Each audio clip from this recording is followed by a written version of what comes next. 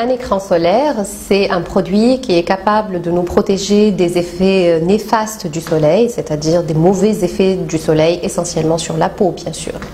Alors, il y a trois grandes raisons pour lesquelles il faut absolument se protéger du soleil. Avant tout, c'est le vieillissement cutané. Et donc, qui dit vieillissement cutané précoce dit qu'on va avoir des rides précoces, on va avoir des taches brunes, on peut même avoir des petites taches rouges sur le dos, sur le thorax, etc. La deuxième raison, c'est que le soleil peut aussi être capable d'entraîner des cancers cutanés, surtout si on s'expose sur une longue période et pendant plusieurs années. Et enfin, le soleil diminue aussi les défenses immunitaires de la peau, c'est-à-dire le système immunitaire au niveau de la peau est diminué et la peau n'est plus capable de bien se défendre par rapport aux agressions, aux différentes agressions de la vie quotidienne. Alors, la grande question des cancers de la peau et la grande polémique, c'est essentiellement les mélanomes, bien sûr, qui sont des cancers très graves, mais qu'on voit beaucoup plus en Europe et en Australie, et il semblerait que la génétique intervient beaucoup dans ce genre de cancer. En Tunisie, on n'en a pas beaucoup, mais ce qu'on voit, ce sont essentiellement les cancers basocellulaires, et là, ce sont des cancers qui sont liés à une exposition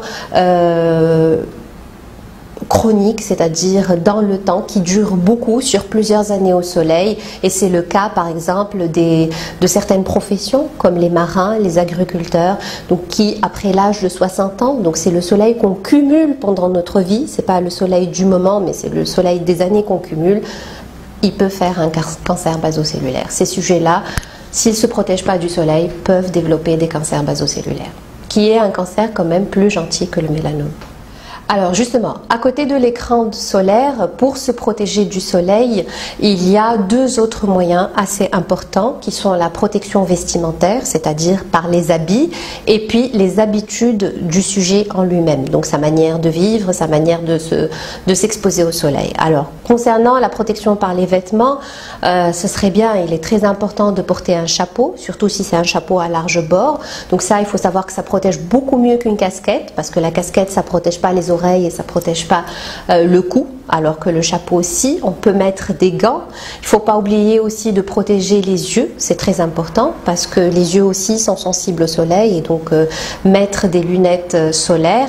Et enfin, là, ce qui a été récemment développé surtout pour les enfants, ce sont les vêtements à filtre solaire ou les vêtements anti-UV.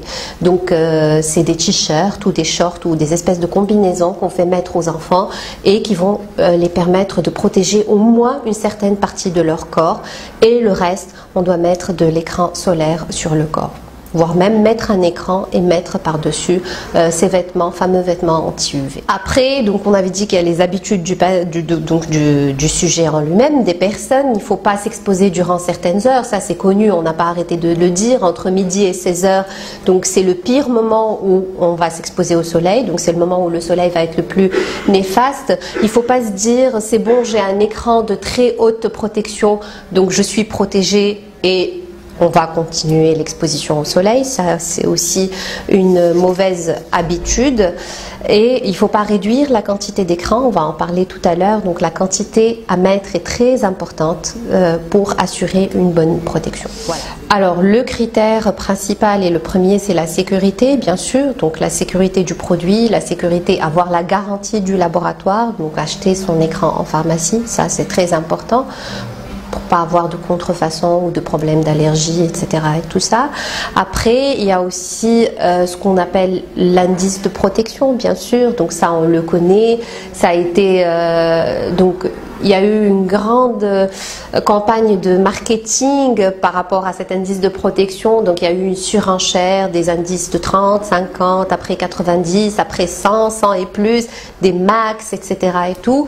Et là, depuis 2006, il y a eu donc des recommandations européennes où on a interdit de mettre un indice plus que 50. Donc on peut mettre 50 et plus, mais au-delà de 50, ça sert à rien. Donc c'est équivalent. Un écran qui soit d'indice 100 ou un écran qui soit d'indice 60, c'est exactement la même chose. Donc ça a été réglementé et on interdit de mettre 100 ou 90, etc. et tout.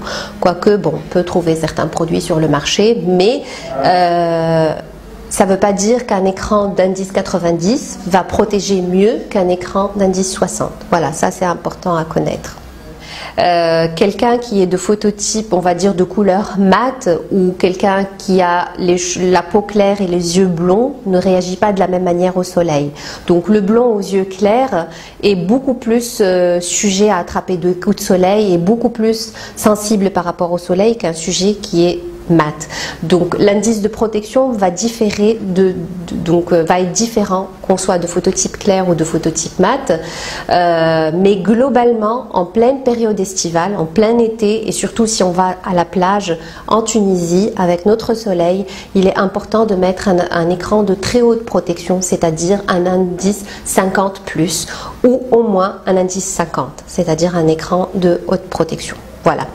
Après, il y a aussi la quantité qui est très importante. Il faut savoir que ces indices de protection, ils ont été calculés en fonction d'une quantité de 2 mg par centimètre carré de surface corporelle. Donc ça, c'est pas possible à appliquer en pratique, mais je peux vous donner une petite astuce. Donc il suffit de prendre le tube, d'appliquer un doigt, et ce doigt-là, il va il va être suffisant pour protéger le visage et le cou. Il faut encore un autre doigt pour les bras, tout le bras, et encore un autre doigt pour l'autre bras. Après, pour les jambes, ça va être un doigt par face. Pour le haut du dos, pareil, le bas du dos aussi, et puis pour le torse et le ventre, c'est aussi un doigt chacun. Donc voilà, vous imaginez quand même, c'est une quantité importante. Et il est rare que les personnes l'utilisent de cette manière-là. Mais pour assurer les conditions optimum de protection, c'est de cette façon qu'il faut faire. Alors, il vaut mieux appliquer l'écran donc 15 minutes ou 20 minutes avant de sortir, parce que justement, si on l'applique et qu'on sort directement, il y a un risque de choc thermique et donc l'écran peut se dénaturer. Après, au moment de l'application, il ne faut pas trop masser, il faut simplement bien répartir l'écran parce que on peut justement le dénaturer, casser ses particules et à ce moment-là, il devient inefficace. Donc, simplement le faire pénétrer sans trop insister. Voilà. Alors, ce qui est admis communément, c'est qu'on doit renouveler l'écran toutes les 2 heures, et ça, je conçois que ça peut être un peu difficile en pratique quotidienne, mais en tout cas l'OMS recommande une réapplication régulière de l'écran si on est à l'extérieur au cours de la journée. Donc globalement, si on est à l'extérieur, au moins le matin, à midi, avant de sortir du boulot éventuellement, et puis dans l'après-midi, en début d'après-midi. Donc un minimum de 3 applications par jour, ça reste quand même assez correct. Si on est à la plage, c'est toutes les 2 heures. Et il ne faut pas oublier que même si on est sous le parasol, il y a toujours la réflexion des rayons UV par le sable. Donc on n'est pas complètement protégé. Même si on est à l'abri, à l'ombre, sous le parasol, on est quand même exposé au soleil. On n'est pas du tout protégé dans l'eau, et justement après donc une baignade, il faut réappliquer son écran parce que même si on dit que c'est un écran waterproof, toutes les recommandations plaident pour qu'on réapplique l'écran après une baignade, après une activité physique intense ou après une transpiration très importante. Il est important de réappliquer son écran. Il faut savoir que justement certains types de peau nécessitent une protection un peu particulière. On va commencer par la grande particularité qu'est l'enfant, donc surtout le bébé avant l'âge de 3 ans. Donc pour ces enfants-là, à côté de la protection vestimentaire dont on a parlé, il faut utiliser un écran qu'on appelle minéral, c'est-à-dire un écran qui va contenir que des filtres minéraux, un écran minéral pur, pour leur éviter justement les problèmes d'allergie éventuels et les problèmes d'intolérance. Chez les patients allergiques aussi, qui ont des eczémas ou qui ont la peau sensible, on va utiliser aussi ce genre d'écran, l'écran minéral. Et puis dans certaines maladies de la peau, comme par exemple les peaux grasses ou les peaux acnéiques, les peaux sujettes à des rougeurs, les peaux allergiques, on a des écrans spécifiques. Donc un écran pour peau grasse qui ne va pas être comédogène, qui ne va pas entraîner une sécrétion importante de sébum, et puis un écran pour peau rouge, ou bien même pour les taches brunes par exemple, on a des écrans spécifiques qui contiennent aussi des actifs dépigmentants en plus de la protection solaire.